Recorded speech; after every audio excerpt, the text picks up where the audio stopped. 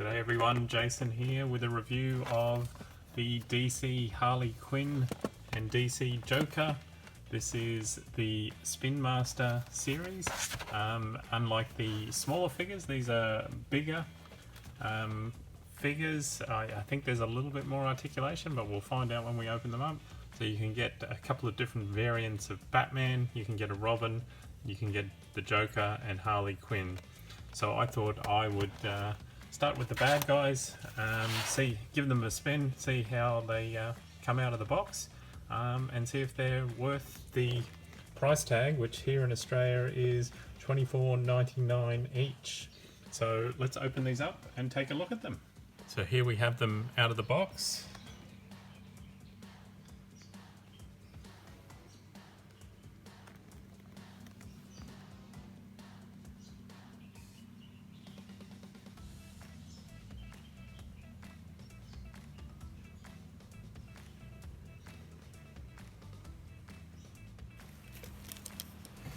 So let's see what height.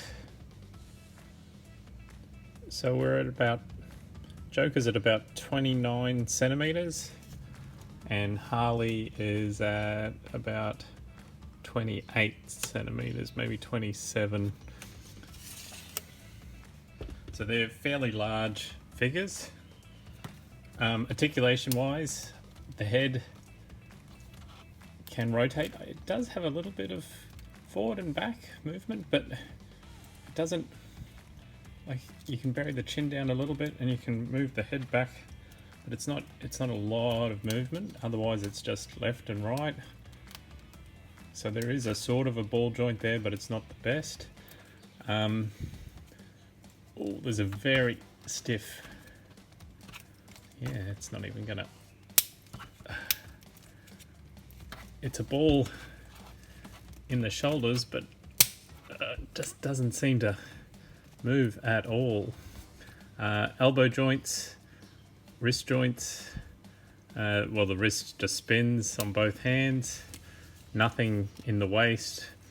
Has the rubber style cape here at the back of his coat.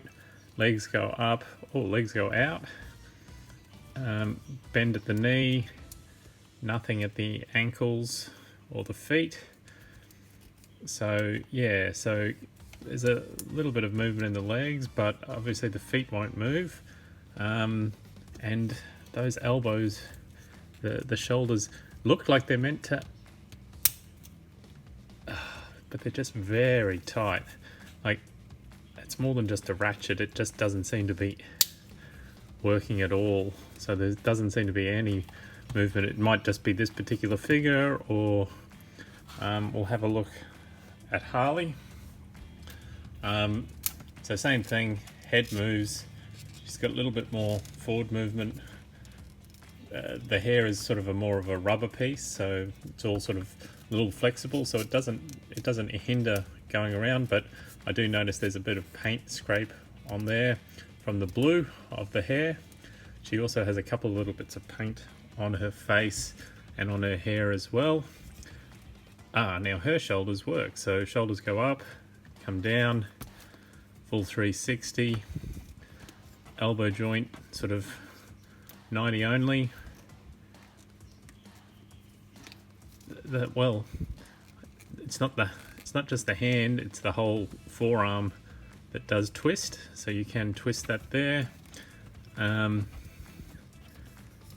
No sort of movement in the waist, forward kick, knee joint, nothing at the boot, same sort of ball joint, so you can do the splits effectively, and not too much movement back, and that's as far as the knee goes.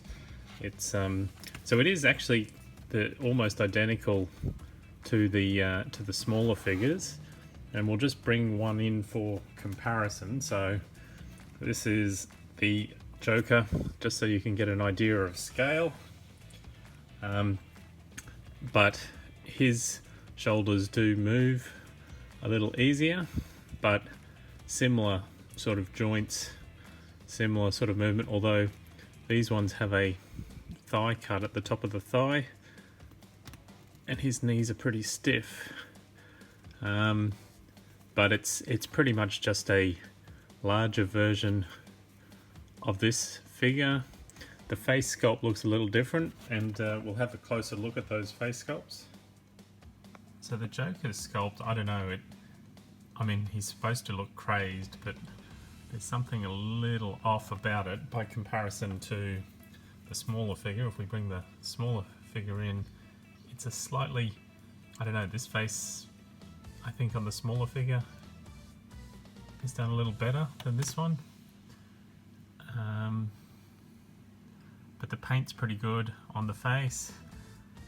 He's got the classic sort of purple, green and yellow suit. He's wearing the white gloves, coming down to the boots, and on the back he does have the rubberized sort of tail piece on his jacket. And then if we have a look at Harley, so Harley's in her more modern costume. She's got the sort of the coloured hair that's sort of taken off since the movie. As you can see, there's a little bit of red that's got on the yellow hair, and then she's got a little bit of red on the nose and the cheek. You could just pretend that they're splatters of blood or something like that from a fight. And so she's wearing the sort of the bomber jacket over the vest.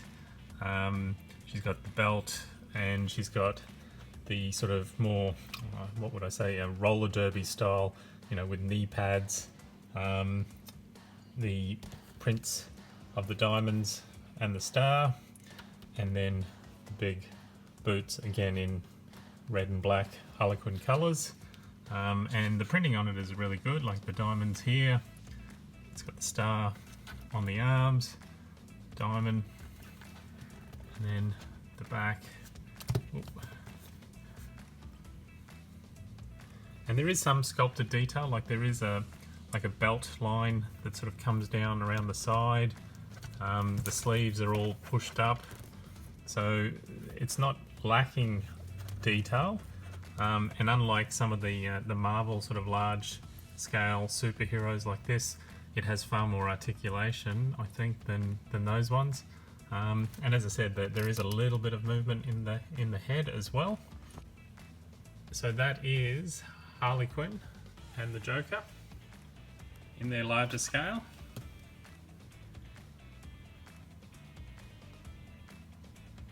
I think they're fairly solid figures, so I think kids will certainly enjoy playing with them. They look like they can be played quite well, except of course obviously the Joker and his shoulder joints don't seem to be working on my figure.